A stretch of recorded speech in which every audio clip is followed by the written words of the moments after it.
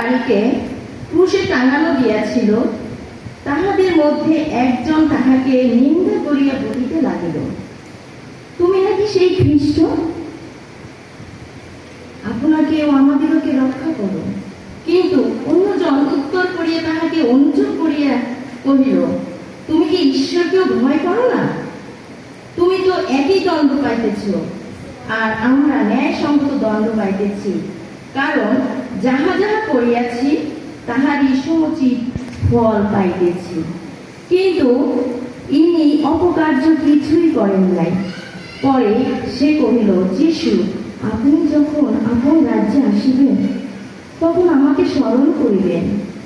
তিনি তাহাকে কহিলেন, আমি তোমাকে সত্য বলিতেছি, অদ্যই তুমি পরম দেশে আমার সঙ্গে উপস্থিত হইবে।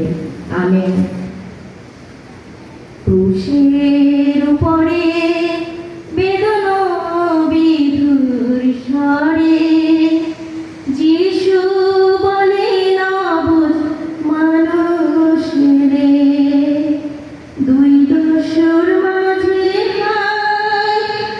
ক্রুশে ঝুলে ঈশ্বর দাঁড়ায়।